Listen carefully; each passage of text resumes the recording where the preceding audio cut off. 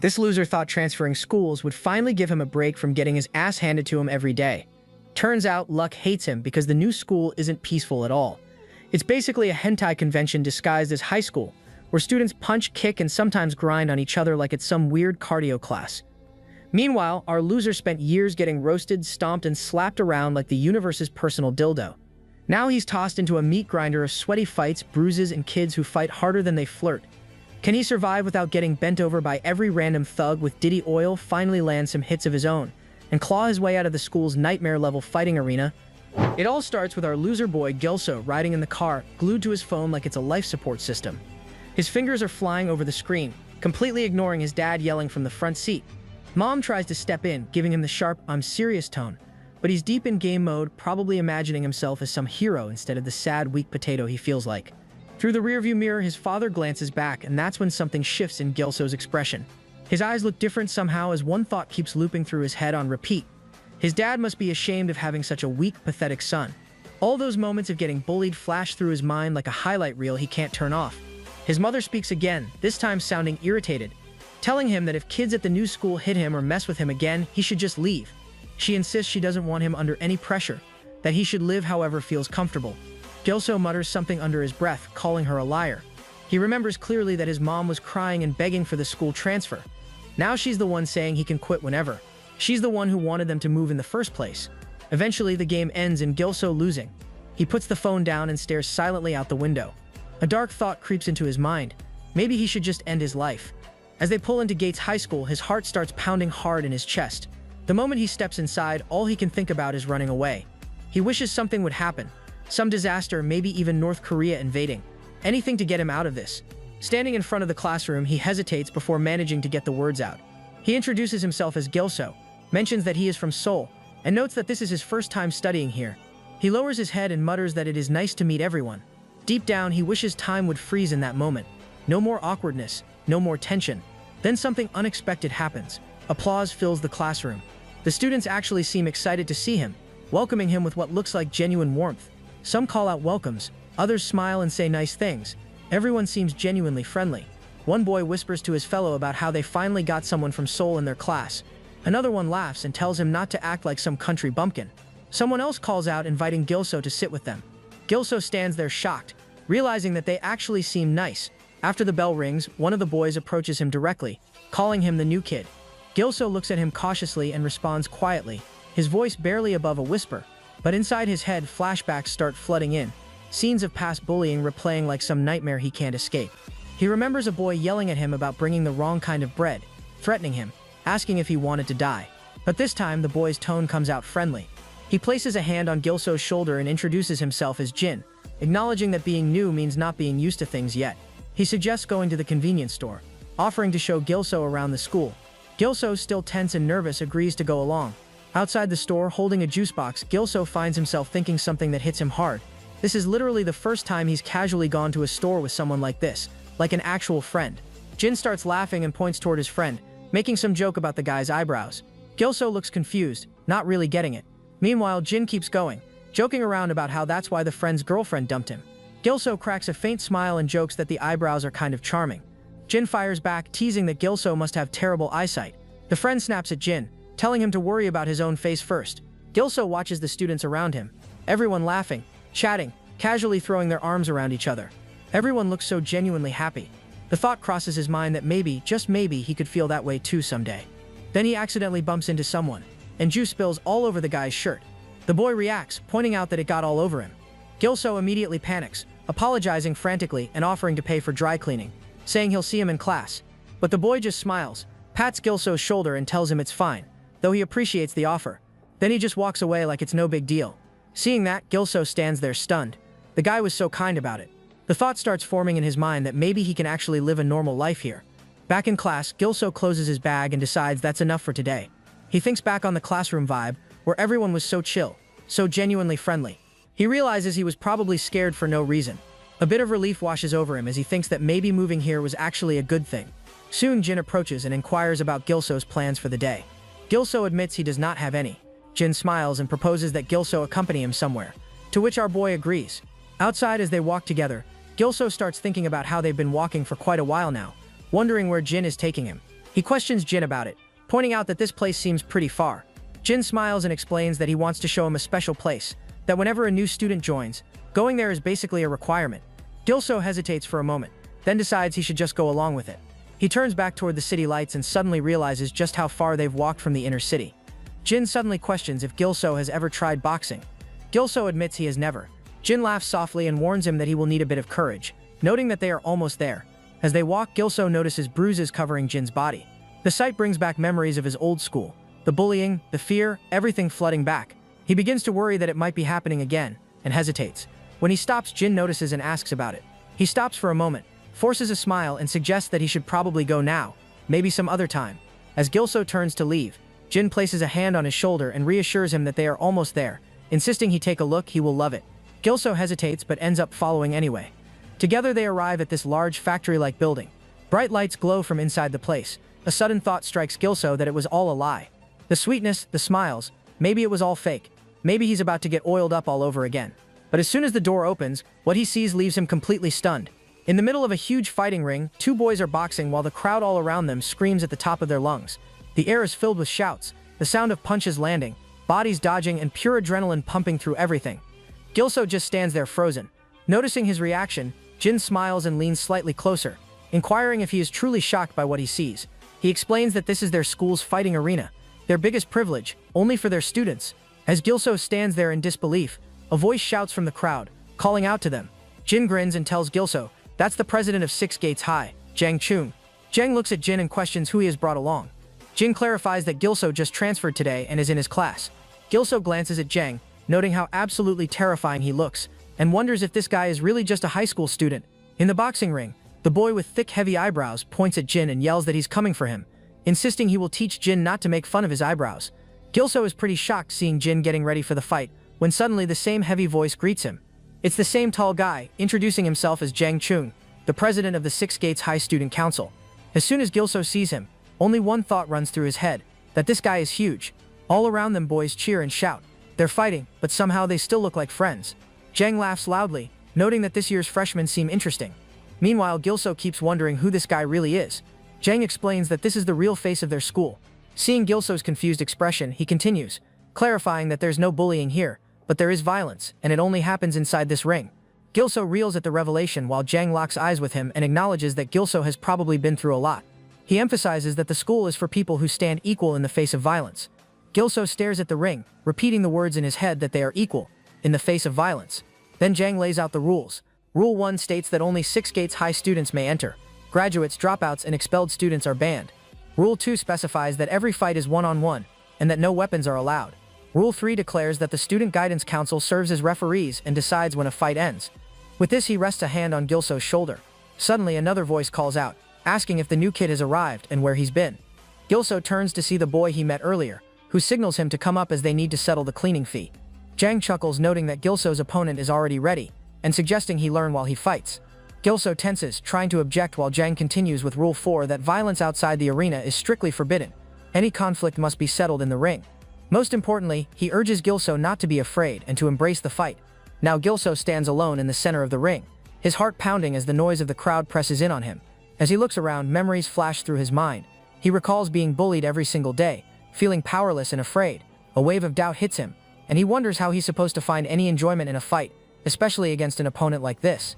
Just then, the instructor raises a hand, signaling that everything is ready and the match is about to begin. Before the match begins, a few boys nearby start whispering. One comments that the transfer student is incredibly unlucky, having to face Kang on his very first day. Another, surprised, asks if Kang is popular, noting he still looks like a first year. The first explains that Kang is the younger brother of a student who just joined the school this year. Kang yells at the transfer student, challenging him to step forward, and warning that he would have gone easy since it's his first fight. Gilso stands frozen, trembling, and questions why he even agreed to this in the first place. Seeing his hesitation, Kang takes a step closer and threatens that if Gilso doesn't move, he'll come to him himself. Without warning, he rushes forward, ready to strike, but then something completely unexpected happens. The boys around them gasp in shock as a loud retching sound suddenly echoes through the arena. Everyone turns to see that the femboy has just vomited on Kang, leaving him in utter disbelief. Kang screams in fury, cursing loudly, while the nearby boys shout for the fight to stop. From the crowd, another voice bursts out laughing, joking about the vomit attack and marveling at the transfer student's completely unexpected skills. Gilso remains on his knees, hands covered in vomit, thinking about how someone like him, who has never hit anyone before, could ever hurt another person. He can't do this. Later in the bathroom, two boys talk. One admits he skipped the fight yesterday but heard it was wild. The other shakes his head that he missed out on the new kid vomiting and the crowd going insane. Meanwhile, Gilso crouches in a stall, silent, listening, and a sinking feeling spreads through him. He thought this was supposed to be a normal school. As the boys move past, one suggests a few rounds after school, and the other nods, craving the thrill. After they leave, Gilso reflects on what this fighting arena really is. He recalls Jang's words, "Don't be scared, just enjoy it," but he knows he can't even lift his hand to hit someone. Then the thought hits him that violence isn't allowed in school. What if he simply refuses to go to the fighting arena?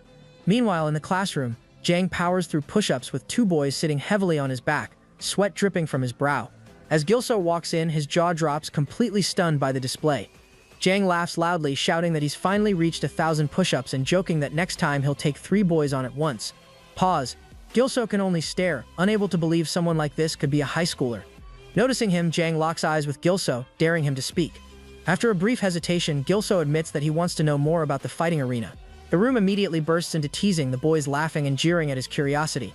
Jang joins in, mocking him further by hinting that Gilso only has one real talent, and that's vomiting. A boy at the back cheers loudly, calling him Vomit Boy and claiming a kind of fandom after yesterday's chaos. Another boy shouts to see if he'll be showing up again today.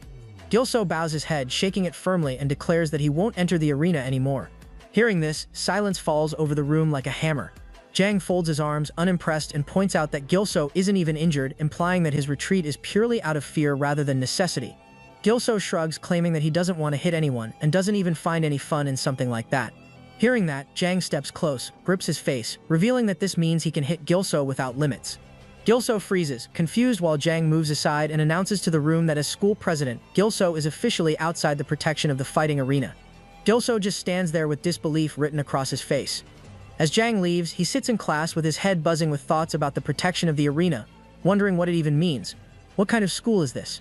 Soon Kang sneaks up behind him, scans the classroom, and confirms he's the new kid who refuses the arena.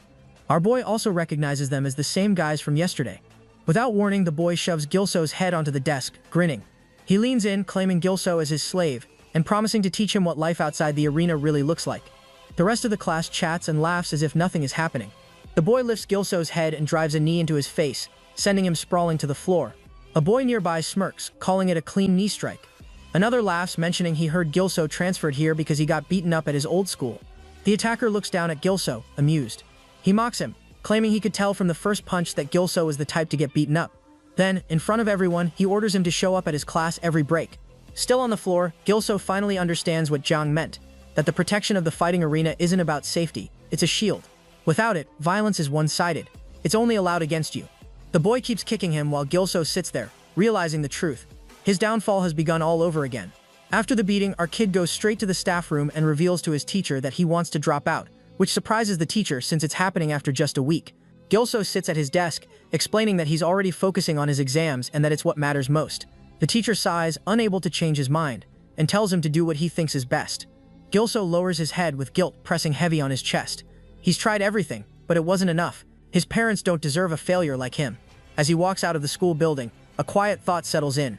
His nightmare is finally over. Starting tomorrow, life goes back to normal.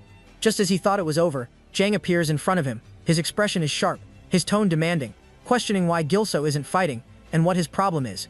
Gilso flinches, caught off guard, and apologizes to the school president, though in his mind he knows someone obsessed with fighting would never understand. Looking down, he admits the truth that he has trauma. He was beaten mercilessly at his last school and reached his limit. He just wants to quit, but he really did try. Jang's grip lands on Gilso's shoulder, and with his angry voice, he calls Gilso even more pathetic than he had imagined. Meanwhile, Gilso stands frozen, stunned by the venom in his words. Jang scoffs at the idea that anyone needs to be a pro fighter. Skill doesn't matter. If someone has no teeth, they fight with their gums. No strength, fight with guts. That's what a real fight looks like. Gilso stares with disbelief written across his face, while Jang steps closer, gripping his collar, growling that right now, Gilso doesn't even have the courage to protect himself. Tears prick Gilso's eyes as he wonders why Jang is doing this, what he could have done wrong. Rage laces Jang Chung's words as he fires a warning that life outside isn't all rainbows and sunshine. Quit now, and Gilso will stay a loser forever. Later, Gilso walks down the street, lost in thought, when a voice calls from behind. He turns to see Kang and his friends blocking the way. Kang laughs, mocking Gilso for trying to leave school without telling anyone, and Gilso's chest tightens at the thought of how they even know. Kang steps closer, reminding him that leaving won't change anything. Someone has to be his punching bag. And ever since Jang started the fighting arena, he hasn't had a single one. His tone hardens, a hand pressing onto Gilso's shoulder, signaling that running won't end anything. Night falls. Kang and his friends drag Gilso into an alley, beating him without mercy. One laughs at how solid a toy he makes. Another sneers, calling him the biggest loser among the 6 gates. Blood trickles down Gilso's face with his body trembling, his mind screaming that he can't take much more. Meanwhile, Kang's laughter echoes behind him, reminding him he should consider himself lucky, because back when his brother ran the old 6 gates, Gilso would already be dead. Lighting a cigarette, Kang glances at his phone, checking the address his boys had given him. Hearing about the address, Gilso freezes with his eyes widening in panic. Kang grins, noting that Gilso lives somewhere fancy, then shouts the full address for everyone to hear, claiming that they'll meet there next time. Since Gilso refuses the arena, Kang smirks, claiming they'll have to catch up elsewhere. Hearing that, Gilso struggles to rise, but the others grab him, dragging him down. Panic sets in as he realizes how much danger his address has put him in. Kang leans in with his phone raised, signaling that Gilso better hold still, or else a picture of his battered face will be sent to everyone. Tears blur Gilso's vision as he questions why this is happening, what he ever did to deserve it. He thought it was over. He believed the hellish chapter of his life had ended, but now it feels like an endless pit swallowing him whole. Every time he tries to climb out, the boys drag him back down, harder each time. Helpless, bleeding, and terrified, he wonders what he can do to escape this living nightmare. Just then, Jang's words echo in Gilso's mind, about not needing to be a pro fighter and fighting with guts. That last line hits him hardest right now that he doesn't even try to protect himself. Kang grips Gilso's face with his phone raised. He laughs at Gilso's screams and tells the others to hold him tighter, because it's hilarious. Tears sting Gilso's eyes as panic and anger collide. He can't understand why this keeps happening. Instinct takes over as Gilso snatches Kang's phone and flings it across the alley where it shatters on the ground. Fury surges through him while his mind spins, wondering what he even did wrong, as Kang yells at the others, furious that Gilso escaped and destroyed his phone. Still pinned, Gilso recalls Jang's lesson that guts matter more than strength, and instinct drives him again. He bites Kang's hand, drawing blood and forcing a scream, holding on with pure defiance. Kang slams him into the ground, clutching his wounded hand, rage dripping from every movement. Gilso sits there, blood on his lips and eyes blazing, daring Kang to feel the pain, claiming that even if he dies, he'll take Kang down with him. Kang is shocked and enraged that a rat like Gilso dared to bite back. He orders his boys to grab him, but Gilso refuses to go down easily. He fights back, throwing punches while remembering Kang's words about not needing to be a pro to fight, which gives him the confidence to do whatever he can. Seeing the bruise on his hand shocks Kang, and he orders his men to take Gilso down. As they charge at him, Gilso bolts, using the chaos to his advantage. In the next scene, Gilso steps into the fighting arena with determination written across his face. He looks straight at the school president and signals that he's ready to fight. Behind him, his bullies have already gathered, waiting eagerly to see him fail. From the sidelines, Jang watches with a faint smile, realizing that this kid is far more interesting than he initially thought. As the arena hums with anticipation, Gilso and Kang face each other across the ring, the crowd's murmurs adding to the tension. Nearby, a student named Park mutters that if he were in Kang's place, he'd finish the fight quickly. Another boy places a hand on his shoulder, warning him to stay quiet. The three of them exchange uneasy glances toward Jang, knowing they may have pushed things too far. Without warning, the fight begins. Kang drives a sharp kick into Gilso's stomach, forcing him to double over, and follows up with a punch that sends him stumbling aside. Smirking cruelly, Kang lands another hit squarely on Gilso's face. Blood spills from his mouth as he crashes to the floor, dazed and gasping for air. Hovering over him, Kang stands with disdain, mocking Gilso's pesky attempt to fight back. But even lying there, Gilso lifts his head and meets Kang's gaze with his eyes burning with quiet defiance. Kang notices the look in his eyes and growls furiously, demanding to know how he dares to look at him like that and telling him to lower his eyes.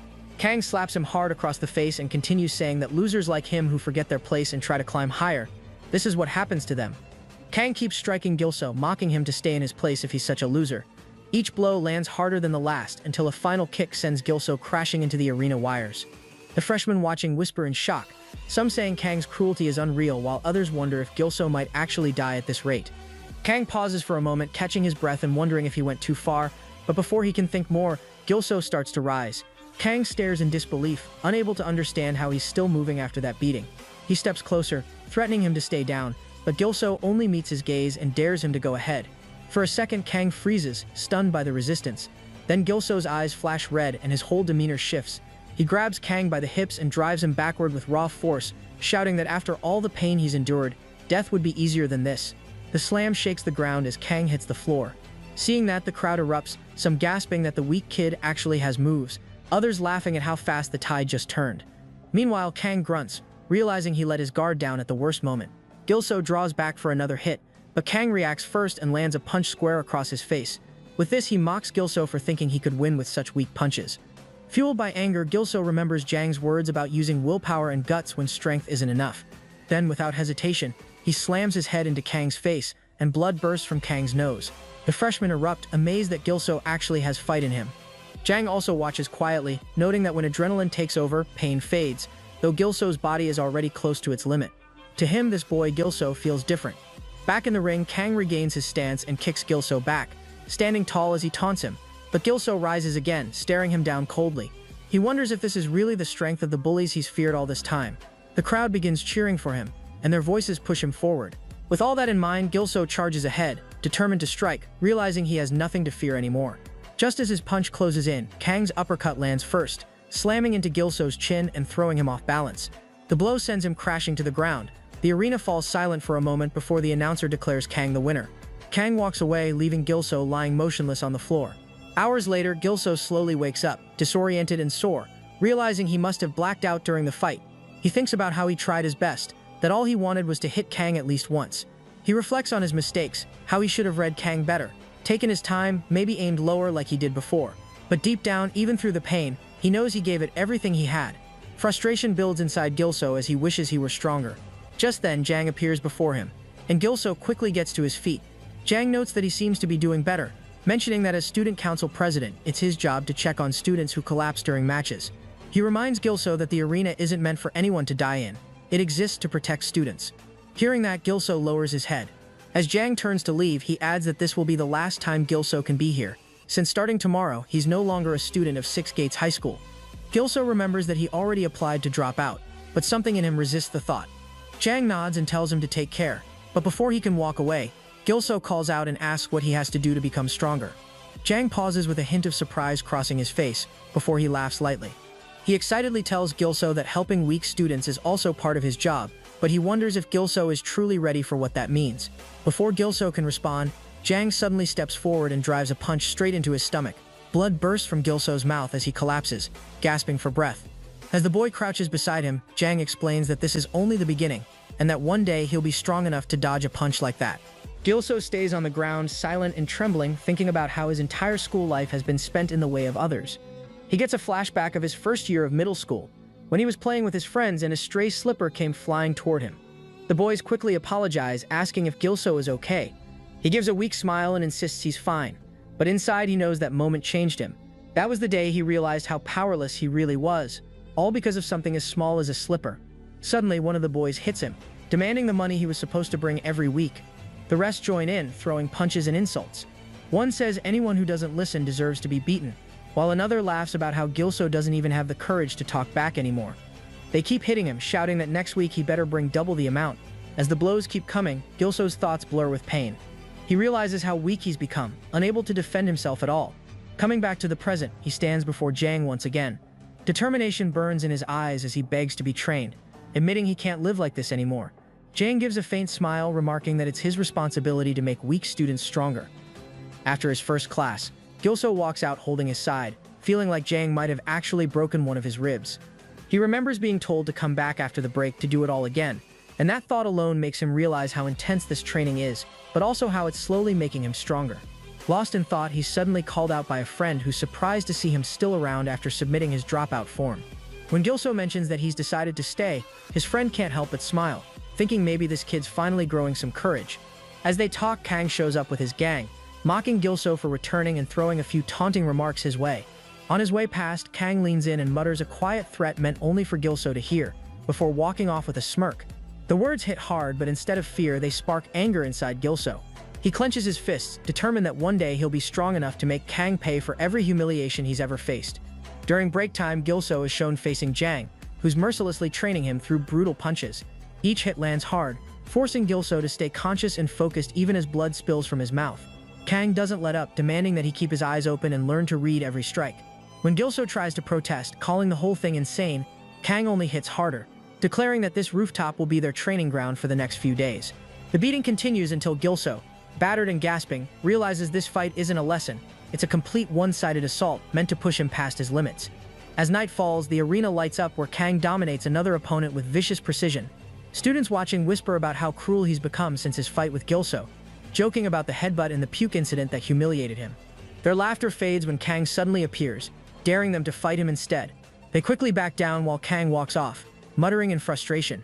Rejoining his friends, he asks about Gilso's whereabouts.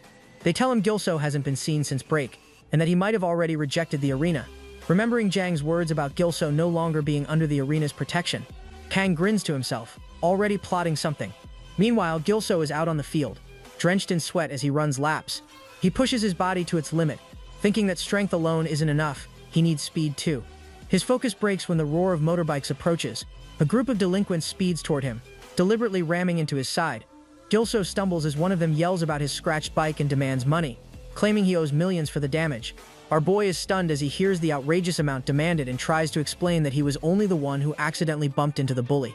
Before he can react further, the main thug grabs him by the head and punches him hard to the ground while the others laugh and mock him in the background. The bully continues ranting about how he didn't listen and that he must pay for the damages. Surprisingly, our boy feels no fear at all despite the beating and the threats. He also remembers Jang's brutal training and how much pain he endured. Gathering his courage, he breaks free and throws a punch straight at the bully's face, shouting inside that he won't be afraid anymore. But the bully easily catches his fist, showing no reaction at all. Shocked, Gilso tries to land more blows, swinging wildly with everything he has, yet the other boy dodges each hit like it's nothing. His mind races, realizing that all the training he's had still isn't enough to hurt anyone. The bully grows angrier and lands a brutal kick to Gilso's face, sending him stumbling as blood spills down. The rest of the gang grabs him and mocks him for even trying to fight back. Then their leader straps iron rings to his hands, ready to teach Gilso a painful lesson. Just as he raises his fist, Jin suddenly appears and drives his knee straight into the bully's face, making him reel back in shock. Gilso watches in disbelief as Jin moves fast, taking down one of the attackers with a single punch and knocking out another who charges him with a metal rod. The whole scene turns in an instant, with Jin standing tall while the others fall around him. The gang's girl nearby watches in terror, fearing she might be next, and tries to help her fallen friends. Gilso, observing Jin, notes how unexpectedly strong he is, realizing he isn't just an average guy. Meanwhile, Jin internally calculates how close he came to serious danger from the metal rod. The girl, furious, advances toward Jin and threatens to call her seniors, but the bully leader steps in, stopping her and pointing out that one of their attackers is from 6 gates high. Recognizing the situation, the bullies back off, mount their bikes, and ride away. Watching them leave, Jin mutters to himself about how pathetic they were and asks how he got involved with them, and whether Jang had instructed him.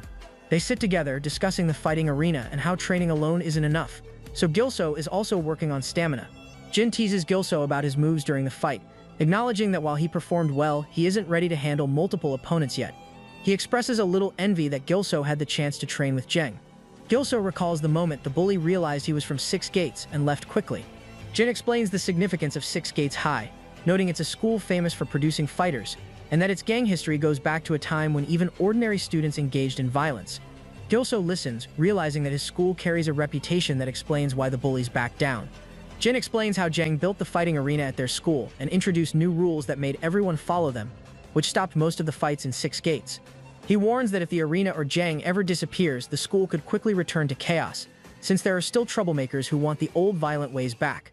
With this, the scene shifts inside the fighting arena, where a boy quickly admits defeat, but Kang's friend mocks him and calls over a new student to fight. The new guy hesitates, but Kang's friend insists that the rules of the arena don't allow refusal. Meanwhile, from above, Kang and his gang are amused by the beating of the new students, with Park showing them their place. Back in the ring, Park aggressively attacks the new student, landing a punch and then kicking him, enjoying the chaos while Kang watches. When Kang steps forward, tension rises as the other students speculate about who will fight him. Kang points to a boy and insists he step up, explaining that no reason is needed to fight and that simply being there is enough to challenge him. Kang grabs the guy by the throat, glaring and challenging for rejecting the arena rules like Gilso, but just then Jang arrives, creating a tense atmosphere. Kang tries to explain that he only wants to fight in the arena and that there's been a misunderstanding, but Jang grows visibly angry. The scene shifts to reveal Kang and his friends discussing the backstory. They talk about how Gilso was the first to refuse participating in the arena, and how Jang treats everyone as equals, which leaves a lasting impression on those who enter. Kang notes that many people only like watching fights and never actually participate. So whether the fighting arena exists or not, those who are weak or lazy remain losers. Kang and his friends discuss how most people avoid trouble and hide behind rules, but Gilso exposed a loophole in those rules that irritates them. Kang plots to exploit the rules to force losers to fight and turn the fighting arena into their playground. Coming back to the present, Jang approaches Kang, warning him not to break any rules and reminding him not to gamble with luck. Kang brushes it off and leaves, smirking. The next day, Jang trains Gilso relentlessly, pushing him to his limits. Gilso is pummeled and feels like he might not survive. But when Jang swings for a punch, he blocks it, realizing he's not as afraid as before. He tries to strike back, but Jang dodges easily, making Gilso understand that he can't win until he learns to stop his opponent first. Gilso starts throwing a flurry of punches, but one slips past Jang, making him annoyed. With this, he hits Gilso hard in the stomach, and he collapses to the ground. Feeling the force was stronger than usual, Jang tells him to stop making weak noises when he attacks and gets close, showing him the 1-2 combo, saying that mastering it can win any fight. Later, they arrive at an arcade club where Jang points out a punching machine and begins teaching Gilso the proper stance. Hands near his face, chin tucked, hips and shoulders aligned. 1 foot back, then jab with the left and transfer all power into the shoulder for a final strike. Jang lands a punch that shakes the machine violently, earning a point, and Gilso tries to copy it. He swings with all his might, but the score barely moves, leaving him stunned at how much harder it is than it looks. Jang points out that Gilso's punch is weak and hits the machine again, showing that it only registers a score when the power crosses a certain threshold. When Jang lands a strong punch, the machine rewards him extra points, and he tells Gilso that he must hit harder than the punches the machine recognizes. He instructs Gilso to find his own form and not reveal it until he earns enough points. Gilso notices that Jang already has a score over 9,999. Meanwhile, in the school hall, a young man is walking, looking at his phone when he bumps into Kang's friends. Instead of helping, they knock his phone from his hand and laugh, pretending it was an accident while hinting that it could lead to a fight in the arena. The guy panics and insists it was his mistake, but the friends mock him and walk off, warning him to watch where he's going. Just then, Jin steps in to support the shaken guy, suggesting they report the incident to the student council, but his friend advises letting it go, saying raising the issue won't help. In the cafeteria, Gilso eats quickly, feeling famished after hitting the punching machine over 100 times without the score moving, realizing how tough it really is. As he focuses on his food, Park suddenly jumps out and deliberately tips his plate onto him. The boy awkwardly pretends it's an accident, then recognizes Gilso and acts overly familiar, slapping him to clean him up before trying the same move again. A flashback shows the boys talking about the earlier incident where they shoved the guy and he apologized. Kang decides they should drag Gilso into the arena to teach him a lesson, while Park insists he can handle it alone and tells Kang to trust him. Back in the present, Park moves to strike Gilso again, but Gilso grabs his hand, stopping him. The guy sneers, teasing that when Gilso gets angry, he actually looks quite cute. Hearing that, Gilso wonders what to do next, remembering Jang's warning that he will remain banned from the arena until his training is complete. Determined, he prepares his punch, knowing he's trained a lot for this moment. Suddenly, a plate flies from behind and hits Park in the face. Jin threw it while scolding him, showing that people shouldn't even disturb others while eating. Gilso is shocked as Jin, in rage, walks toward him, warning him to stay within his limits. Park gets angry and confronts Jin, questioning if he's gone crazy and what he's trying to do. Jin apologizes lightly, insisting this isn't school violence, which only makes Park more furious, and silent curses fill his mind. Jin teases that he actually wants to fight Park properly, and invites him to the fighting arena, promising to teach him well. Outside, Gilso apologizes to Jin for causing trouble while he washes his clothes. However, Jin laughs it off and clarifies that he wasn't upset with Gilso and never intended to fight for him. His goal was to teach Kang and his group a lesson because he couldn't tolerate their aggression in the arena. Hearing this, Gilso's anger spikes as Jin explains that Kang and his gang pick weaker opponents to assault, using resistance as an excuse to escalate. Jin admits he never got a chance to fight them himself, and couldn't just watch the arena get ruined. When Gilso asks why he cares if he's strong enough to not need the arena, Jin reveals that he once went through a dark period similar to Gilso's experience. He recalls being a fat boy and getting bullied by his peers even on the streets. Once they tied him to a pole and humiliated him for his large body. Despite his pleas, he was severely bullied throughout middle school, and at times the thought of death felt like a relief. However, a big guy came to his rescue and saved him from the bullies.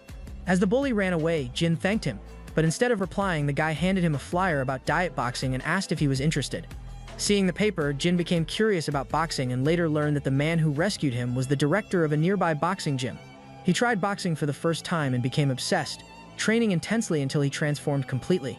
His skill and strength grew and he eventually beat up the boys who once bullied him, leaving them panicked and apologizing. After his transformation, nobody dared to bully him again, not even those who acted tough before. Jin explains to Gilso that although Jang's rules in the fighting arena are strict, He appreciates that you can fight using your power without fear of sneak attacks, which is why he wants to protect it so much. Determined, he faced Park in the ring for a fight. The crowd watches as Jin and Park stand off, exchanging taunts before the referee calls them to start. Gilso watches silently, wishing Jin luck as the fight is about to begin. The fight kicks off as Park attacks Jin immediately, but Jin dodges every strike with sharp reflexes. Surprised, Park realizes Jin is faster than he expected and continues throwing punches, all of which Jin evades before landing a powerful hit to Park's face, leaving everyone in shock. Blood flows from Park's nose as he struggles to keep up, noting Jin's impressive speed, precise footwork, and boxing technique. Jin follows up with a series of punches while Park's own strikes remain weak. Park tries to counter with a low attack, thinking he can catch Jin off guard, but Jin shifts his fist mid-move and lands a heavy punch on Park's chin, demonstrating control and skill as he smiles at the impact. Jin's punch lands hard, causing blood to pour from Park's mouth as he falls, realizing that Jin baited him on purpose. The crowd erupts with excitement, and Gilso watches, thrilled at how strong Jin really is, noting that Park hasn't landed a single blow. Two boys nearby comment on Jin's power, remarking that Park's winning streak is ending today. Back in the ring, Park keeps attacking, but Jin dodges every strike with ease, which frustrates him as he struggles to connect a single hit. Jin then counters with precision, showing Park that his wide attacks are ineffective, and lands another powerful punch to his face, leaving him reeling. Jin lands a strong punch that knocks Park back, telling him that the fighting arena isn't for those who are weak and that he should stop picking fights. Park looks at Kang standing nearby, and despite being struck, steels himself, smiling as he admits that Jin is better at boxing. The crowd is shocked, and Gilso feels a twinge of nervousness. Park then gets serious, lifts one leg, assumes a proper fighting stance, and challenges Jin to continue. Jin anticipates that Park might go for a kick and moves quickly to counter with one of his own. But Park stops it effortlessly, leaving Jin shocked at his strength. Park then pulls back a punch to create space and immediately moves forward again, preparing another kick. Jin tries to block it with his arm, but the force hits him like a massive moving object, showing just how powerful Park's kick is. Park strikes again, knocking Jin back, and even when Jin tries to block with both hands, the bones in his hands crack from the impact. The boys who were cheering earlier are stunned, and Gilso grows very nervous, shouting Jin's name. Jin steps back to recover while realizing that Park's kicks are on a completely different level from his punches, making him respect the raw power he's facing. Just then, Park moves forward, and Jin knows another kick could be dangerous, but Park switches to punching instead. Jin struggles to block each strike, distracted by the threat of his kicks and finding it hard to react properly. Park lands powerful punches and then suddenly strikes Jin's leg with a heavy kick, sending him to his knees. Jin grabs his leg, realizing he can't get up, and braces as Park aims for his head. At the last moment, the referee blocks Park's kick with his own, declaring that advancing on an unfit opponent is unfair. The referee is revealed to be Hyo Gunung, a third-year student council member whom Jin decides to just call the ref. Park walks away, amused that the fight was stopped early, while giving a creepy smile to Gilso, hinting that the fighting arena will only get more intense in the future. But this time he stares without fear. After the fight, Gilso helps Jin walk, noticing how much pain he must be in. Jin admits that the loss hurts more because it boosted the confidence of the troublemakers in the fighting arena. Gilso points out that he was winning at first, but Jin reflects that Park's kicks were far stronger than he expected, recalling the fear he felt when one came straight toward his head. They reach a safe spot and Jin thanks Gilso for supporting him, suggesting he drink some water before leaving. Gilso insists he has somewhere to go, and Jin is confused as Gilso suddenly runs off in a hurry. The scene shifts to a classroom, where a boy gives a shoebox to Kang as a gesture of appreciation for joining their gang, but it's essentially a bribe for Kang. The leader tells them that he values talent over gestures, and the boys accept the guidance, promising to try their best. Just then, Park arrives and tells Kang that Gilso hasn't come to school. Kang explains that the situation has changed because defeating Jin proved their strength, and anyone weaker is now terrified. Park laughs, but Kang warns that attacking someone like Gilso now would ruin their reputation.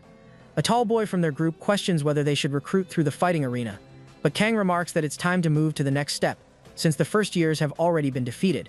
They arrive at a gambling spot where the third-year boss, Sun-sik, demands to know why they're there. Kang steps forward, reminding Sun-sik of his legendary brother and pointing out that Jang has sidelined him, which angers Sun-sik. He grabs Kang by the collar, but Kang stands firm, explaining that the situation has changed and that his frustration is why he's challenging him. Sun-sik is left confused as Kang declares that it's time to make a move in the fighting arena. Meanwhile, on the school rooftop, the referee complains to Jang about the first years abusing the rules and how it could shake the foundation of the arena. He notes that Hane's little brother is involved.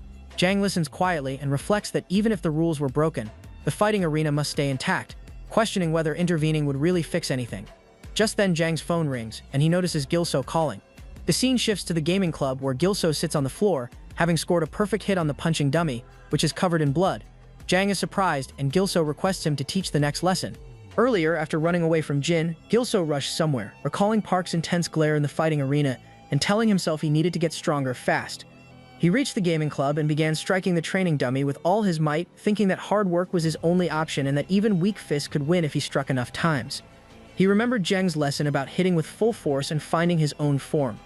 Gilso adjusted his stance to put all his power into his punches, finally earning points on the machine.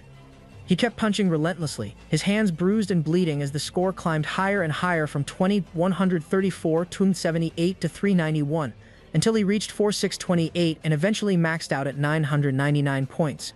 Back in the present, Gilso faces Jang and asks for the next lesson. Jang, surprised at his rapid progress, agrees, and Gilso explains that he had no choice but to train hard without wasting time. Hearing that, Jang nods and prepares to move on to the next stage of training. Jang instructs Gilso to prepare for the next, very challenging part of his training. Gilso collapses against Jang's chest from exhaustion, and he smiles, noting that rest is also part of training. Next night at the fighting arena, Park looks around, surprised by the small crowd, and mocks the few spectators. Suddenly, Choi Sok, a second-year student council member, appears and steps forward, ready to teach the disrespectful first-year a lesson. Park grows uneasy at the sight of him. Choi points out Park's dragon tattoo and criticizes him for fighting over trivial reasons. The referee watches silently, thinking that the situation can't continue unchecked, ready to enforce justice if needed. Just then, the door suddenly opens and everyone turns. Sun Seok, the third-year student, enters with his followers, ready to stir things up in the fighting arena. The referee immediately grows furious at his presence, but Sun Seok brushes it off, claiming he's still a student and here to fight. Kang steps in behind him, teasing and challenging the referee, while pointing out that new faces make the arena more exciting. The scene shifts to a dark reconstruction site where Gilsu steps in, uneasy about the eerie atmosphere. Jang's voice comes from behind, and Gilsu turns to see him standing by the gate. Catching his attention, Jang starts explaining the history of Six Gate High School, how it became the strongest school after dominating the Jungmyeon area, and how the other schools scattered. Gilsu listens, confused, wondering how this ties into his training. Jang then points out that they are now standing in the territory of Jinsang Technical High School, a group of real punks, leaving Gilsu shocked. Jang laughs while explaining that even though schools no longer officially fight, entering another school's territory is a provocation.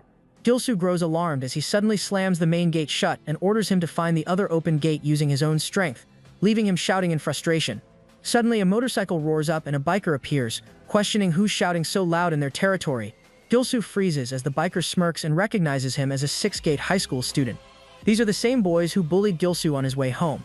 Memories of the past flash back, including the girl who had almost attacked Jin, reminding him that these are the strongest first years from Jinsang Technical High School. This time, though, the girl warns him that things are different. One of the boys steps forward with a grin, slipping on his brass knuckles and mocking Gilsu, but pauses slightly, surprised by his calm glare. He mockingly wonders if the boy has anything to say before he beats the living crap out of him. However, he doesn't know that Gilsu is muttering all the basics he learned about boxing and getting ready for an attack. As he gets into his stance, instructing himself, he throws a light upper punch that barely connects, then follows up with a powerful punch that sends the boy flying and crashing to the ground with blood pouring from his nose and mouth. The other three freeze in shock while Gilsu smiles proudly, realizing his technique is finally working. Back in the ring, Sun Seok dominates Choi, holding him by the throat as he desperately pleads. Sun Seok laughs, enjoying the chaos and mocking the student council's weakness. Before things go out of hand, the referee steps in, warning them not to go too far and to fight opponents at their own level. Seeing the referee, Sun Seok finally releases Choi and surveys the nearly empty arena, noting that many students have stayed away, probably out of fear. Despite this, Sun Seok continues roughing up Choi while laughing, and the referee notices Kang smiling nearby, wondering if this is what Kang planned by bringing in Sun Seok. From the sidelines, Kang challenges Sun Seok to hold a proper scheduled fight instead of causing chaos in the fighting arena, and hints to the referee that he no longer needs to protect the empty arena. The referee struggles to contain his anger as Sun Seok demands a real fight elsewhere, provoking even more frustration. Back at the school grounds, Gilso takes control in the territory, breaking a boy's nose with a punch and smiling at his success.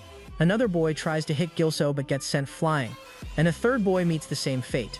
The group is shocked and panicked, realizing this might be the same formidable kid from before, while more boys arrive yelling to drag the Six Gate High student out. Gilso freezes when he sees so many guys and realizes he can't fight them head-on, so he decides to use a tool. He jumps onto a guy's bike, perching on the side as the boys shout and laugh at him struggling to ride it. Then he lets go, letting the bike barrel through the group, forcing them aside while he pushes through and beats up anyone in his way. Someone yells to grab him, but Gilso keeps moving, thinking about how much he misses the fighting arena. Spotting a tall building ahead, he heads inside with the other boys following him.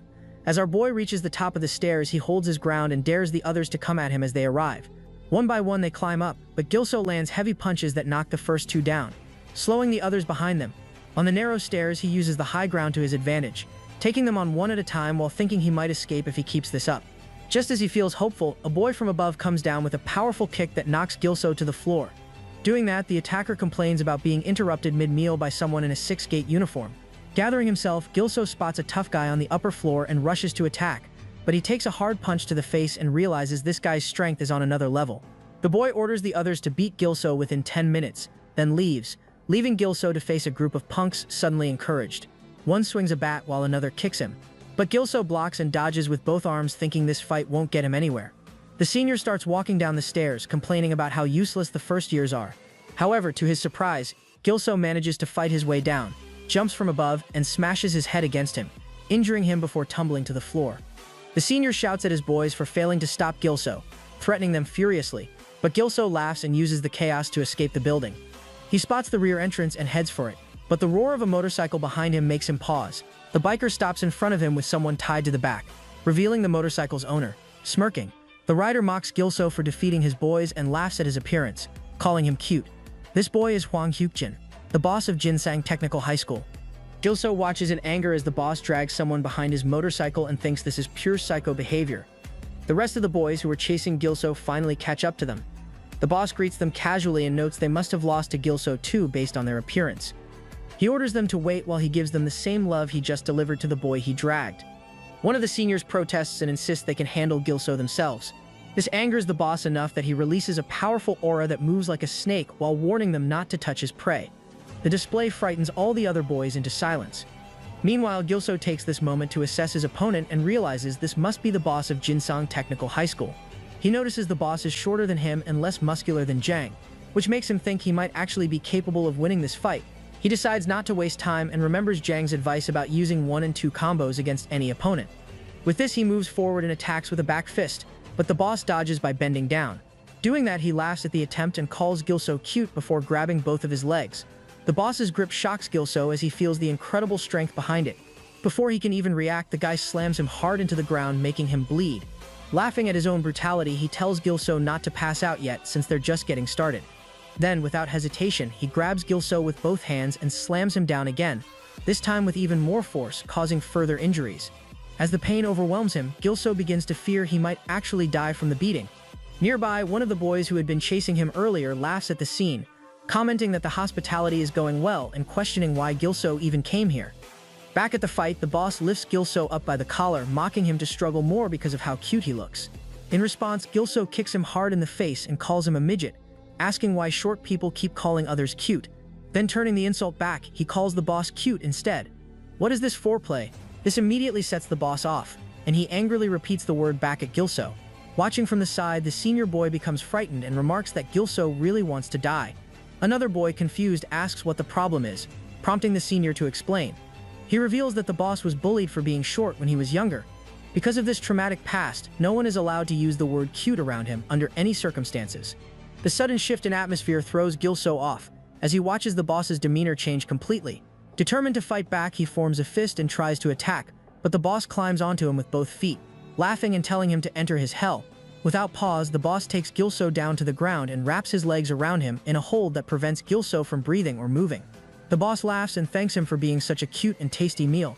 The senior, watching nervously, announces that the triangle choke from hell has started. He explains how this technique works like a snake coiling around its prey to suffocate it. He details that anyone caught in this move becomes helpless since they can't use their arms or legs while getting beaten, and can't escape until they lose consciousness. The boss continues to beat the ditty out of Gilso while laughing and asking if he still thinks he's cute. Gilso realizes through the beating that this fight exists on a completely different level compared to his previous encounters, and genuinely feels like he might die. The other boys react in shock as they watch Gilso attempt to lift both himself and the boss off the ground. Even the boss seems surprised at this unexpected display of strength. Despite the effort, Gilso realizes he can't break free from the hold. Amused by his struggle, the boss laughs and calls him cute again, spinning as he declares that Gilso now belongs to him forever. Then, with force, he brings them both back down to the ground. Not letting up, the boss tightens his hold, wrapping his legs around Gilso even more severely while gripping his neck with his hands. He taunts him, mentioning that Jinzang's record is 7 seconds, and wondering how long their cutie can last. As Gilso struggles against the hold, he feels himself on the verge of blacking out.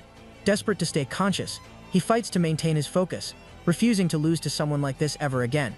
Gilso's eyes begin to close slowly as his legs stop struggling against the hold. The boss releases him and laughs while calling him cute again. He grabs Gilso's clothes and drags him away while commenting on how fun this is and announcing his intention to play more with him. The senior takes advantage of the situation, sneaking away with the others, since the boss seems to have lost interest in them. He urges everyone to leave quickly, warning them to go while they still have the chance. Meanwhile, the boss drags Gilso toward Jinsang, unaware that Gilso hasn't actually passed out. As his eyes open slightly, memories from his past flood back, and he recalls the fainting game his bullies used to play on him before his transfer. The flashback shows boys surrounding Gilso from all sides, one of them laughing about how his eyes are rolling and how long he lasted. He reflects on how people used to bet on his endurance, finding entertainment in his suffering. To survive, he explains that he relied on using his pinky finger to protect his carotid artery, a weak person's method of survival. Back in the present, Gilso spots a stone and picks it up. The sound catches the boss's attention, making him look back just as Gilso thinks about how this blood represents a miracle born from his past pain. Seizing the moment, he slams the stone hard into the boss's face, knocking him down. The commotion draws cries from everyone around them, shouting in alarm for their seniors. Gilso seizes the opportunity and runs away, glancing back as he thinks he knocked the boss out. Determined, he focuses on reaching the gate to escape. Suddenly, the boss calls after him like a snake chasing prey. The voice startles Gilso, freezing him for a moment. Before he can react, the boss closes in, insisting they should play together, moving dangerously close. Panicking internally, Gilso wonders how the boss can still move after being hit with a stone, but he notices he's almost at the exit. Just then, a commanding voice cuts through the tension, and a lion's aura appears on the scene. It's Jang, arriving like the king of the jungle, before whom every animal seems insignificant. The boss halts immediately, calling out his name. Jang glares at him, identifying him as Hwang Hyukjin from Jinsang Technical High School. He warns that any next attack will be considered an attack against all of Six Gate High School. The boss realizes that one of his feet is already outside the gate, while the other remains inside, meaning he has technically left Jinsang's territory. Hwang speaks, mentioning that something felt off, and referring to their connection to Gilso. He expresses his excitement, wanting to fight Jang Chung as well, and moves forward to attack, declaring that Six Gate's era has ended. Without hesitation, Jang delivers a tremendous punch directly to his mouth, drawing blood. Even Gilso watches in shock at the sheer force. Commenting on the situation, Jang says that the kids from Jinsang Technical High School haven't made any progress and only behave properly after getting hit. Turning to Gilso with a smile, he explains that he's already gone through this stage. He notes that only the last step remains, and instructs him to come to the rooftop starting tomorrow. Gilso smiles in response, feeling a mix of relief and anticipation. The next morning, Gilso walks straight into class brimming with confidence and calls out his bully to the arena after school, trash-talking that he's dead meat. Deep down, he knows he still hasn't learned the final part of Jang's training. Just a few moments ago, Jin was getting bullied by Park and his gang, even with his broken arm. Ignoring his injury, Park mocked him, slammed him to the ground, and began stomping on it while the other students watched nervously. Meanwhile, Park's gang was loving every second of the chaos. Despite the pain, Jin reminded them that they were breaking the rules, but Park didn't care. Just as he raised his hand to strike again, Gilso appeared and blocked his arm. This is when things escalated, with Park challenging him, telling him to meet at the arena after class to settle things once and for all. Park laughs when he sees Gilso and mockingly calls him their vomit boy while grabbing his hand. As he looks closer, he notices the bandages wrapped around Gilso's arm and teasingly asks if he's been training alone to learn how to guard. Annoyed by the comment, Gilso jerks his hand away and angrily challenges him to a match in the fighting arena. Amused by the sudden outburst, Park wonders where this newfound bravery came from. Grinning, he accepts the challenge as he walks away, promising to show Gilso what the arena is really like these days. Meanwhile, on the rooftop, Jang stands deep in thought when the referee bursts through the door, demanding to know where he was last night. Catching his breath, the referee reveals that Seon Seok came to the fighting arena with Kang and warns that the situation is getting worse. Instead of worrying, Jang smiles at the news, finding it rather interesting. The referee reacts with disbelief, reminding him that the arena is already on the verge of collapse. Unfazed, Jang explains his philosophy, that if the arena collapses over something like this, then it deserves to.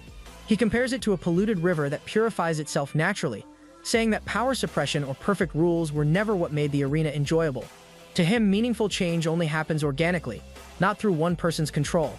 Back in Kang's classroom, Kang asks Park to confirm that Gilso really challenged him to a fight. Park nods, explaining that Gilso suddenly became bold and seems to have been working out, judging by the bandages on his arm. Confidently, he promises to finish Gilso properly in the arena. Kang listens quietly, then responds that getting involved with a loser like Gilso won't benefit them right now since their focus should be on removing Jang. Park, however, dismisses the warning, vowing to cripple one of Gilso's arms so he'll never bother them again. Kang warns that while winning is a given, allowing someone like Gilso to challenge them so easily will make others question their dominance. He reminds Park that all their effort to destroy the fighting arena depends on maintaining flawless victories, urging him never to let his guard down. As he speaks, he recalls how Gilso kept rising like a zombie during his fight with him despite being badly beaten, calling him a persistent bug.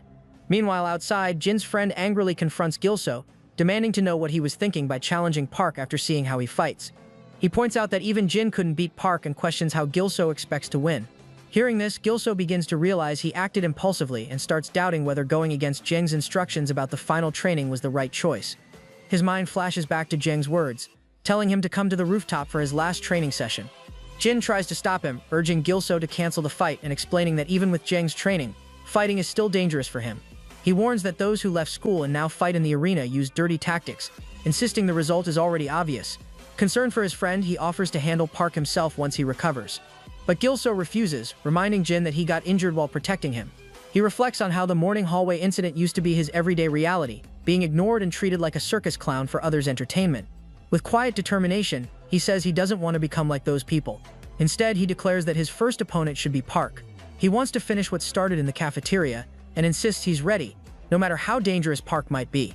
As word spreads, students head toward the fighting arena, discussing rumors about Gilso completing special training. They debate whether that alone is enough to beat Park Yong-ho, but excitement fills the air as they rush to watch. Before long, the arena is packed with a massive crowd eager to see the fight between Gilso and Park. When Jin and his friend arrive, they're stunned by the turnout, noting it's the biggest gathering since they enrolled.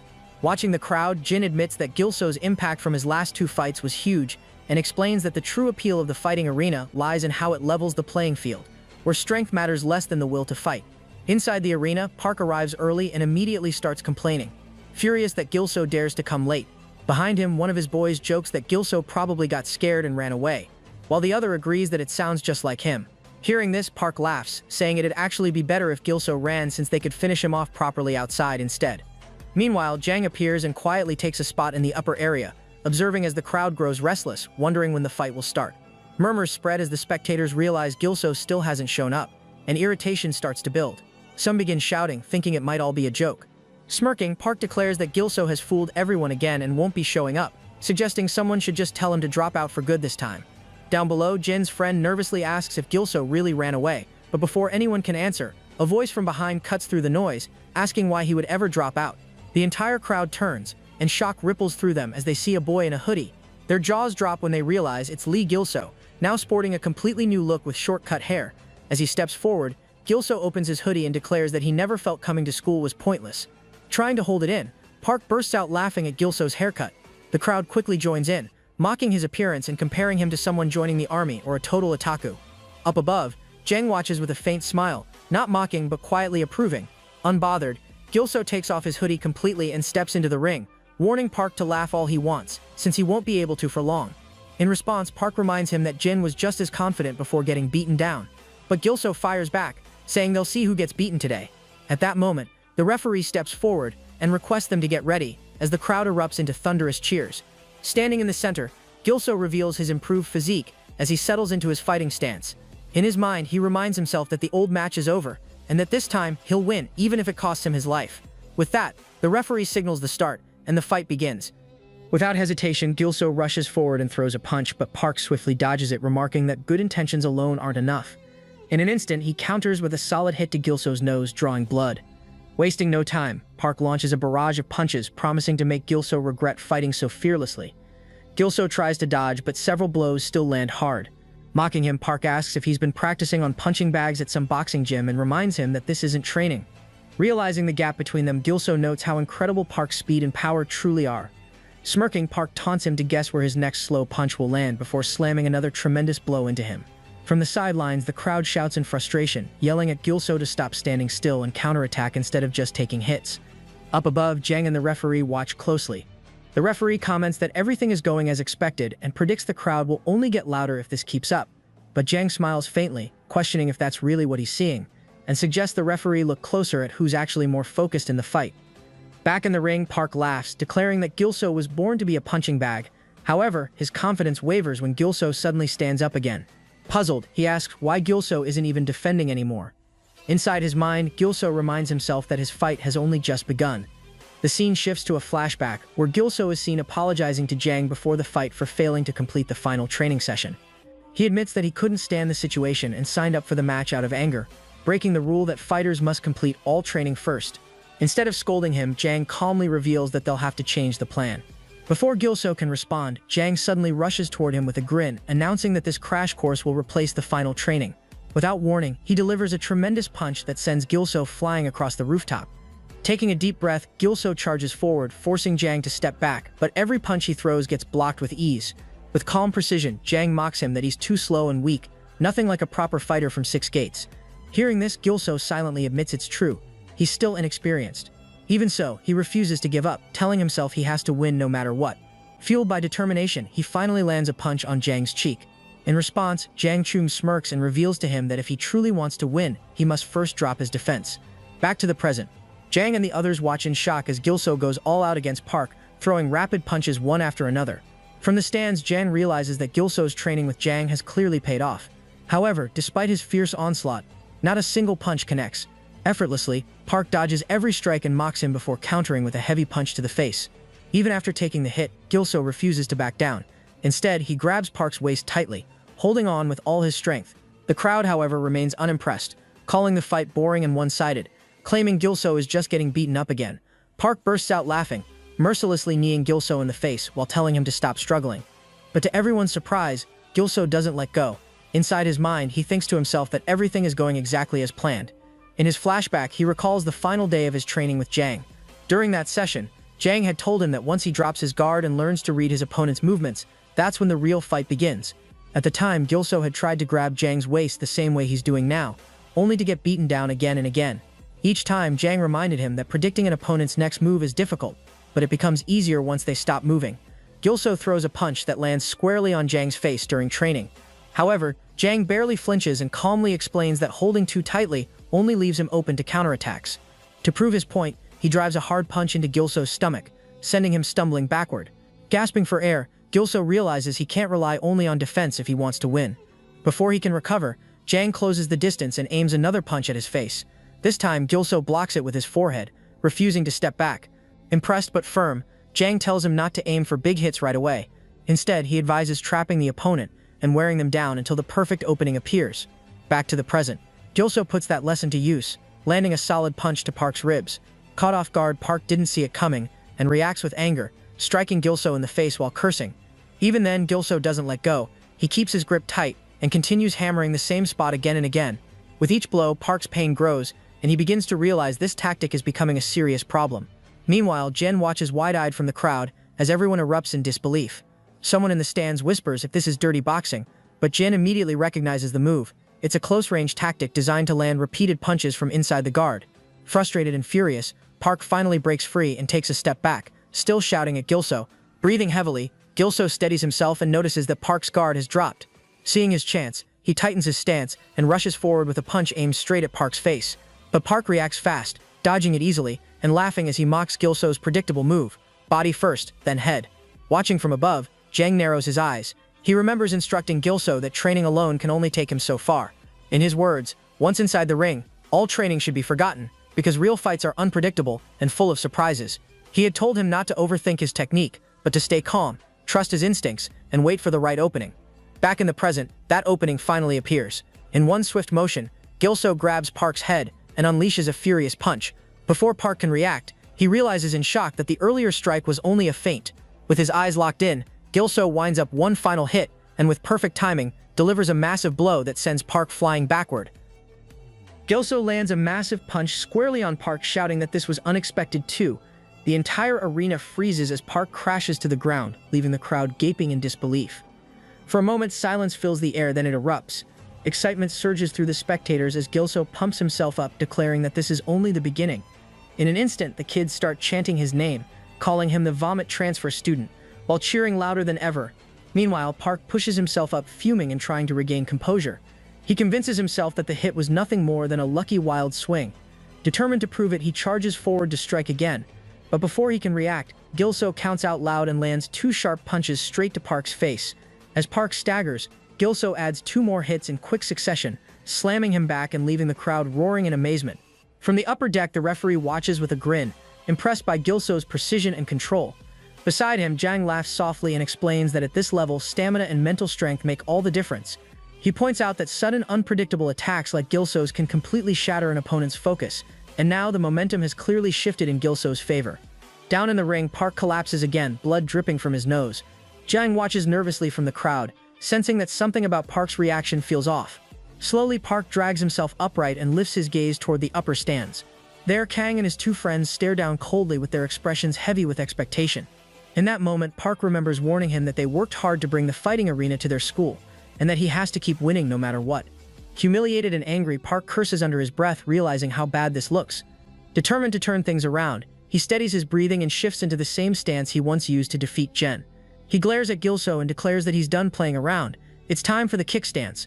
Recognizing the danger, Gilso tells himself he can't afford to hesitate. He charges forward, hoping to end the fight before Park gains control. But in a sudden blur of motion, Park swings his leg and lands a brutal kick across Gilso's face, sending him flying through the air. Dazed and reeling, Gilso wonders what kind of kick that even was. Before he can hit the ground, Park closes the distance and drives another kick deep into his stomach. Without stopping, he continues hammering Gilso with a barrage of relentless kicks, shouting furiously that a loser like him should know his place and stay down where he belongs, like the trash he is. Park unleashes his fury on Gilso with a series of brutal kicks, each one landing with crushing force. Under the relentless assault, Gilso struggles to stay upright, feeling every blow slam into him like a cannonball. He can barely breathe, let alone counter. In that painful moment, his mind flashes back to his conversation with Jin, who had warned him that Park's legs weren't normal, that he'd done something to make his kicks far stronger than before. Snapping back to the present, Gilso clutches his side and finally understands why Jin was so worried. Every strike feels less like a kick and more like being hit by an iron rod. Meanwhile, Park smirks at his struggling opponent and mocks him, saying that frightened look suits him perfectly. Without hesitation, he drives another vicious kick into Gilso's face, sending him crashing to the ground. Standing over him, Park looks thrilled, almost proud of the pain he's causing. That cruel grin triggers something deep inside Gilso. Memories flood back of the people who tormented him before, of the laughter and mockery that came with every bruise. He realizes Park is no different from those monsters who once enjoyed watching him suffer. Fueled by that thought, Gilso refuses to stay down any longer. Summoning all his strength, he pushes himself back up just as Park winds up for another kick. This time, the kick lands squarely on Gilso's butt and then stops dead. Park freezes, staring in disbelief as Gilso holds firm, blocking the blow by thrusting his hip forward. From the crowd, Jin and his friend gape in shock, whispering if he really just used his butt to block that. Meanwhile, Gilso stays calm, thinking to himself that he knows exactly where it hurts less. After all, years of bullying taught him which parts of the body could take a beating. However, Park bursts out laughing, thinking this has to be some kind of joke. He mocks Gilso again, saying this ridiculous trick can't possibly save him. But when he kicks once more, Gilso blocks it the same way, then again and again. No matter how hard Park attacks, Gilso keeps using his hips to deflect the blows, standing firm each time. The crowd can't hold it in anymore. They burst into laughter, cheering and joking about Gilso's bizarre new move. Some shout that new fighters always come up with creative techniques, while others laugh and ask what kind of defense this even is. Even Jin joins in, chuckling at the absurdity, but deep down he recognizes the truth. He explains quietly that Gilso is actually being smart. Despite how funny it looks, the butt is one of the most cushioned parts of the body, and right now it might just be the best defense Gilso has. Back in the ring, Park grows frustrated and mocks Gilso, telling him to try defending with his head instead. With that, he aims a powerful kick at Gilso's head, but Gilso dodges it effortlessly, noticing that the strike was slow enough to see coming clearly. From the sidelines, Jin observes Park slowing down and recalls something strange from their own fight. He remembers that while Park's kicks were incredibly strong, he seemed oddly reluctant to use them, as if he didn't want to kick at all. Jin deduces that the more powerful the kick, the greater the risk involved. Meanwhile, Gilso closes the distance, focusing on Park's face when he notices something unusual on Park's pants. Before Gilso can process it, Park suddenly punches him hard in the face, sending him flying backward. Laughing, Park taunts that Gilso didn't see that coming. He complains about how much trouble Gilso keeps causing, but insists it will all end now. Raising his leg, he prepares to finish Gilso with another kick. Just in time, Gilso calls out Park's name. Startled, Park freezes mid-kick as Gilso seizes his leg, laughing and declaring that his kicks have become far too slow. With a sharp pull, Gilso yanks Park off balance and slams him hard to the ground. Cursing, Park struggles to recover as he lands. Holding onto the leg, Gilso pieces things together in his mind. He realizes that the impact from each kick feels like being hit with an iron rod, and the harder Park kicks, the slower his movement becomes.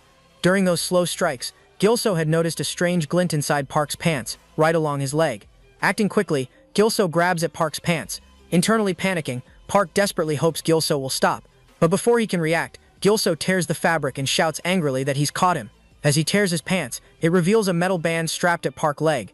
The crowd erupts in shock the moment they see an iron band strapped to Park's leg.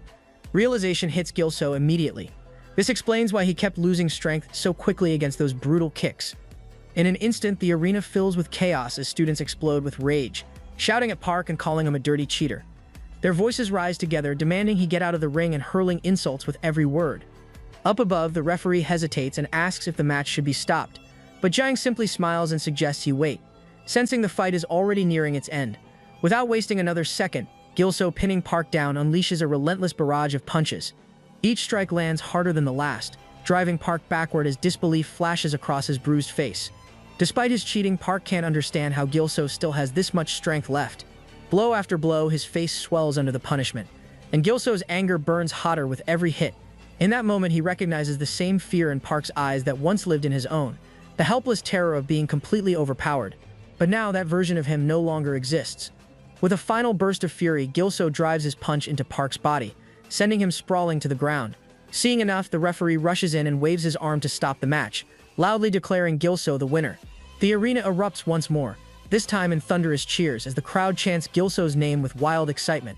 Meanwhile, Park lies unconscious on the floor, refusing to accept what just happened. Barely lifting his head, he spots Kang and his two friends walking away. Desperation fills him as he mentally pleads for them to wait, insisting this isn't over. But when Kang glances back, his expression is cold and filled with contempt.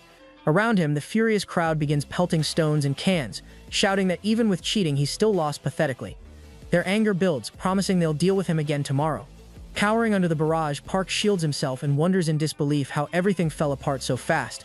Amid the chaos, Gilso steps forward and extends a hand toward him. His voice is calm but firm as he tells Park to pull himself together, because even with armor, he's still lost. He admits he wanted a fair fight, but rules are rules, and suggests they settle things properly next time. The referee can't help but laugh, commenting that this new student is more interesting than expected, especially since he's actually offering a handshake after a fight like that. Smiling from above, Jang agrees, remarking that Gilso has finally become a true Six-Gate high school student, and perhaps even more unpredictable than anyone imagined. A sudden laugh cuts through the noise as a boy steps forward, mocking that Six-Gate school must have fallen low if people are watching such pathetic matches. The crowd immediately turns, surprised by his boldness. Without hesitation, he grabs Park by the hair and taunts him for losing to a small kid while pretending to be the top dog. The guy is Sun-Sok and his tone drips with scorn as he asks how Park plans to face the seniors after graduation. From the sidelines, Gilso also watches in shock, unable to believe who this really is. Then from behind, Jang's voice rings out, asking what Sun-Sok wants. With a smirk, Sun-Sok replies that it's been a long time and calls Jang a traitor. His tone grows colder as he declares he can no longer tolerate this filthy arena. In one sweeping statement, he announces that starting now, he'll crush the Six Gates. In response, Jang smiles calmly and remarks that he thought Sun had rotted away somewhere. Yet here he is, showing off in front of everyone. His expression shifts and an intimidating lion-like aura begins to radiate from him. With confidence burning in his eyes, he warns Sun that he'll show him what a real arena looks like. The tension thickens as the two stand face to face, Jang on one side, Sun on the other, while the crowd buzzes with excitement, thrilled at the chance to witness this legendary showdown before graduation. Meanwhile, Gilso looks confused and turns to Jin for answers. Jin explains quietly that before the arena was ever established, Sun used to compete with Jang for the title of the strongest at Six Gate. Hearing this, Gilso reacts in disbelief, unable to imagine anyone standing on Jang's level. Back in the ring, Sun stomps the ground hard, cracking the floor beneath him. He stretches his arms, saying it's been too long since their last rematch. Jang responds casually, admitting that just refreshing those old memories already makes him nervous. The air grows heavy as Sun-Seek calls him cheeky, and suddenly bursts forward with terrifying speed. The ground trembles from the impact, scattering everyone nearby. The crowd gasps, shouting about his monstrous strength and worrying that the entire arena might collapse under the force. Just then, Jang sidesteps the attack with effortless precision, his movements calm and calculated. Without missing a beat, he tells Sun this is exactly what he was aiming for. A confident smile spreads across Sun's face hearing that, and he launches a lightning-fast punch. Jang reacts instantly, dodging all the blows, moving like water. slipping past every attack with ease. From the sidelines, Gilso watches in disbelief, his eyes wide with awe. He turns to Jin, asking how Sun's body can move with such agility. Jin observes carefully, noting that Jang's defense is still flawless. He's dodging every kick perfectly.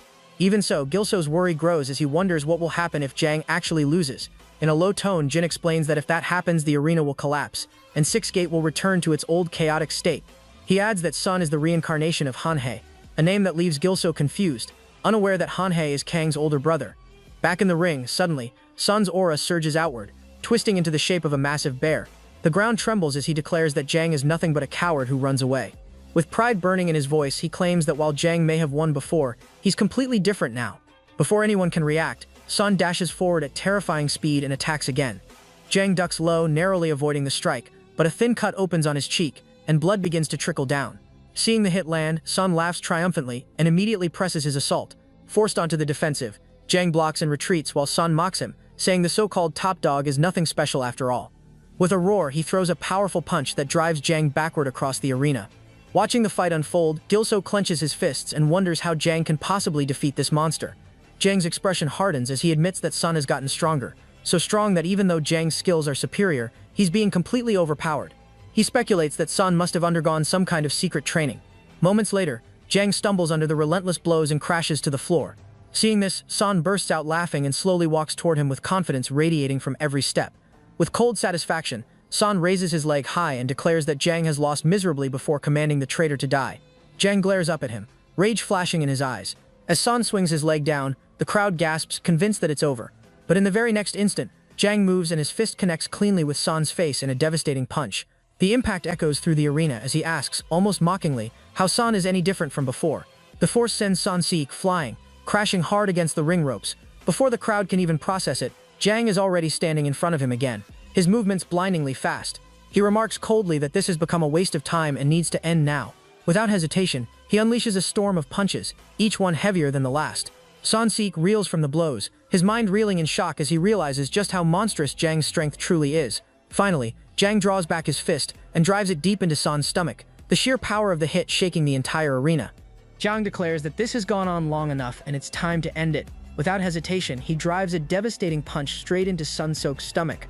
The impact thunders through the arena, sending Sun flying across the floor as the crowd gasps in disbelief. Watching the scene unfold, Gilso can hardly believe his eyes. He feels a mix of awe and admiration, realizing just how powerful Jang truly is. For the first time, he understands what a real battle between the strongest fighters of Six Gate High School looks like. As the dust settles, Jang turns his head and spots Park trying to slip away from the chaos. With a sharp tone, he calls out, demanding to know where Park thinks he's going. He starts walking toward him, his presence alone radiating authority. Jang reminds him that anyone who breaks the rules must face punishment. The moment Park hears his voice, his entire body freezes. Slowly turning around, he meets Jang's piercing gaze and trembles in terror. Jang's expression hardens as he orders Park to come lie down so he can demonstrate what happens to rule breakers. Moments later, the scene shifts to Park kneeling on the arena floor. Towering above him, Jang holds a thick iron rod in his hand. Panic floods through Park's mind as he imagines the blow landing. He knows if a monster like Jang swings that thing, he won't survive. Breaking down in desperation, Park begs for forgiveness and insists this isn't what it looks like. But Jang doesn't respond, his cold eyes fixed on him as he repeats his order for Park to lie down. In a moment of blind panic, Park grabs onto Jang's leg and starts crying, claiming he was forced into everything and is just a victim. The crowd murmurs in surprise, watching the humiliating scene unfold. Through tears, Park promises again and again that he'll never act like this in the future, and pleads to be spared just this once. Jang finally lowers himself to Park's level, sitting in front of him with visible anger. In a firm, icy tone, he repeats his command to lie down. Terrified, Park obeys and lowers himself to the ground, trembling as tears stream down his face. He knows this is the end, and feels his heart pounding in his chest. Raising the iron rod high, Jang warns him to clench his teeth if he doesn't want to pass out. Park sobs and obeys while his entire body shakes as he braces for the strike. Then, in one swift motion, Jang swings the stick down with terrifying force. Park shuts his eyes, drenched in sweat and trembling uncontrollably. In sheer terror, he even loses control and wets himself. But just before the rod makes contact, Jang stops it an inch away from his butt. A beat of silence follows before the crowd erupts into laughter. Everyone bursts out laughing, pointing and shouting as they realize what just happened. Some mock Park for peeing himself, while others cheer and call it a legendary moment in arena history. Meanwhile, Jang just looks down at Park and tells him he has no shame left in the arena. With a stern tone, he adds that he'll let him go this time, but warns it won't happen again. Among the crowd, Kang watches quietly with his unreadable expression. Then with a heavy stomp, he declares that everyone has now witnessed what a real arena looks like. A place where fighters rely on strength and spirit, not tricks or cheating. Only fair battles, he says, decide who's truly strong. His gaze sharpens as he warns that anyone who dares to bring arena fights into school or break its rules will face consequences. No one will be spared, not while he remains leader. He turns his eyes toward Kang and his friends, making it clear who the warning is for. Finally, Jang raises his voice and proclaims that the arena is a sacred place where true warriors are tested and where every fighter deserves respect. The moment he finishes, the entire crowd erupts into cheers, shouting his name with renewed admiration. The next day, on the quiet rooftop, Jang trains again. Each punch he throws at the heavy bag lands with explosive force, echoing through the air. When Gilso arrives, he pauses for a moment, amazed that Jang is already back to training after such an intense fight. Without turning around, Jang questions why he's here, saying he has nothing more to teach. If Gilso came for more lessons, he should leave. Gilso quickly explains that he didn't come to train, he came to thank him. Still punching, Jang assures there's no need for thanks. He simply did what had to be done. Gilso nods quietly, but he can't help thinking that Jang feels distant today, his usual warmth replaced with cold determination. After a moment's hesitation, he gathers his courage and admits there's something he's curious about. That finally makes Jang stop and turn around, looking straight at him. Stepping closer, Jang reveals to Gilso that there's actually someone he wants to show him. He explains that since Gilso followed him better than expected, there's much he wants to say. With a rare hint of pride, he acknowledges how hard Gilso has worked. Overwhelmed, Gilso bows deeply, thanking him from the heart. He doesn't fully understand what Jang means, but something about his aura feels different, calmer yet heavier, as if he's carrying a secret. The scene then shifts to the arena, where the crowd roars as another fight unfolds. Since Jang's speech, the arena has returned to normal, but now the atmosphere is fiercer than ever. Every day, pure, intense battles fill the air, each one driven by pride and power. The referee steps forward and calls for the next match. Gilso enters the arena, with his expression full of quiet confidence. The crowd immediately begins chanting his name. A faint smile crosses his face, one that's different from before. Through countless fair fights, he has changed. His fists have grown stronger. His instincts are now sharper. He can now read the rhythm of combat and strike precisely when an opening appears. As the match begins, Gilso charges forward with his swift and fluid movement. He lands a clean hit to his opponent's face, then follows with a crushing blow that ends the fight in seconds. The crowd explodes into cheers as Gilso lets out a fierce scream, feeling the rush of victory surge through him. The arena has become his world, a place that fuels his passion and strength. Meanwhile, far away, inside a dimly lit juvenile facility, Kang walks down a narrow corridor and stops in front of a cell. From the shadows, a familiar voice greets him, saying it's been many days since their last meeting. Kang lowers his head respectfully and greets the man as his brother Hanhei, now imprisoned in juvenile rehabilitation.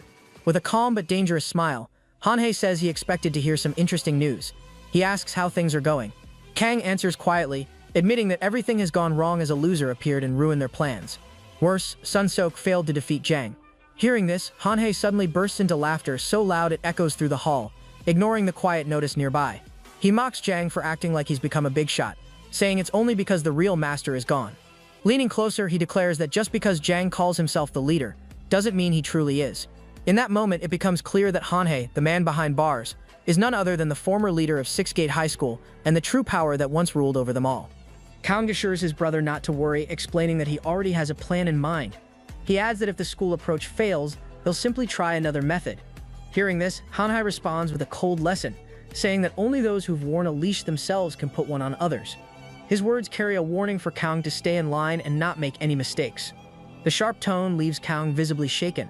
As Hanhei rises from his chair, he mentions that their father will help him get out in a few months, which brings visible relief to Kang.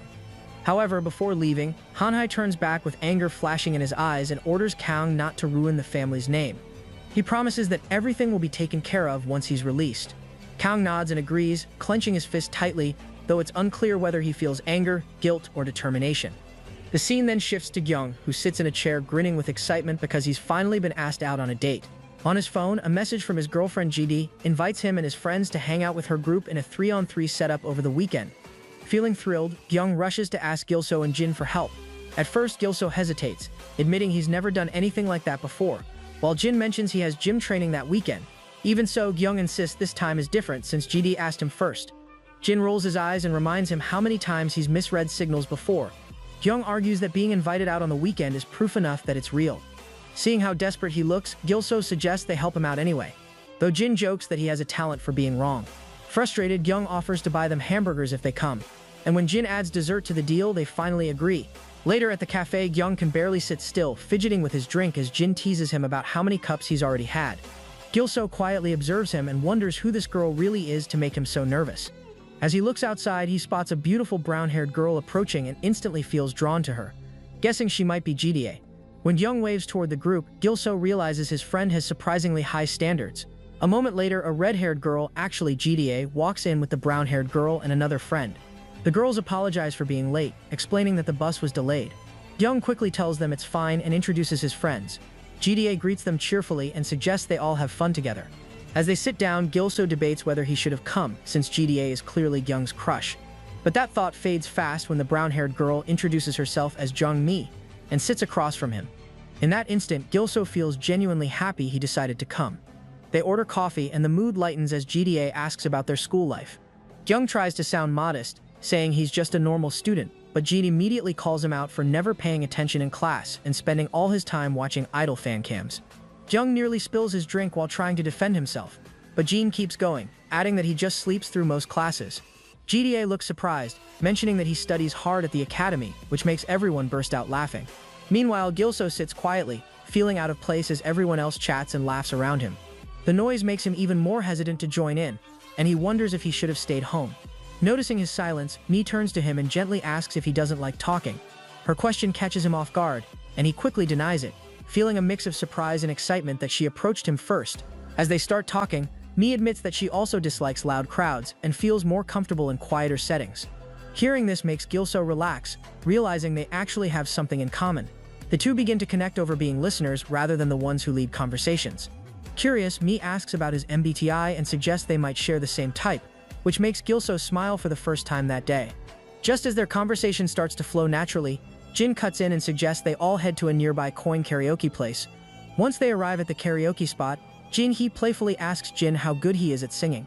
Jin shrugs and says he's average, which makes Jin-hee laugh, teasing that people who say that are usually great singers. Amused, Jin invites her to see for herself, and Jin-hee eagerly agrees. Before Jin can enter the karaoke room, Jing stops him with a hand on his shoulder and awkwardly tells Jin-hee they need to use the washroom. Jin looks confused, saying he already went, and tries to go inside, but Jing blocks him again. Tension rises as he demands to know what Jin's problem is today, shocking both Jin and Gilso. Unable to hold back, he accuses Jin of having deep conversations with Jin-hee instead of helping him win her attention. Jin shouts back, arguing that he was just trying to help him with his talks. The heated exchange pushes Jing over the edge, and he challenges Jin to settle things in the arena. As their voices grow louder, Gilso feels trapped and embarrassed while people around them start staring. Wanting no part in the argument, he awkwardly excuses himself, saying they probably need to talk things out, and slips away. While leaving, he can still hear them bickering over who understands girls better, which makes him sigh in disbelief. Alone in the hallway, Gilso reflects on how those two always end up fighting but can't help admiring Ying's confidence compared to his own shy awkwardness. His thoughts drift to Midi again, how stunning she looked, how calmly she spoke, and how even her name sounds beautiful. Smiling to himself, he heads back toward the karaoke rooms, wondering if he'll get a chance to talk to her again. As he approaches, he hears a tense voice asking what the problem is. Looking inside, he spots Midi facing a boy who seems to be bothering her. The boy pressures her to join him and his friends in the next room for a so-called 3-on-3 setup. Midi firmly says she already has a group, but the boy laughs it off as a lie and grabs her hand. When Gilso steps in, the boy scoffs and mocks him as a loser, proudly announcing he's from the Baxen group, where great people gather. Despite hearing that, Midi tries to pull her hand free while the boy taunts her, asking what she'll do if he doesn't let go. Seeing this, Gilso clenches his fists and steps forward, ready to intervene. But before he can move, Midi surprises him by taking a fighting stance. In one swift motion, she grabs the boy's shirt, shoves him forward, and warns that if talking doesn't work, she'll make sure he regrets it. Midi slams the boy to the ground with a sharp, powerful move, hitting him hard enough to make his nose bleed. The impact leaves Gilso completely stunned, unable to believe what he just witnessed. Nearby, Ji-hye holds her head in frustration, and admits she was worried ever since the boy grabbed Mi's hand. Confused, Gilso asks what's going on, but Ji-hye calmly tells him not to worry, explaining that Mi may look gentle but is actually terrifying when angered. Before Gilso can process that, the boy staggers back to his feet, cursing under his breath as he charges at Mi again. She doesn't even flinch. With quick, precise movements, she dodges every strike and counters with several clean punches to his face. Watching in disbelief, Gilso turns to Ji-hye, who casually explains that Mi has trained in self-defense since she was a kid. Her brother taught her everything, and over the years she's become so skilled that most guys can't even come close to matching her. The fight ends with a single powerful kick from Mi that sends the boy crashing backward.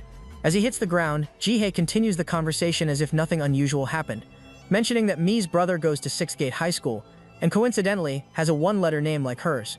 Gilso freezes for a moment, shocked by the detail.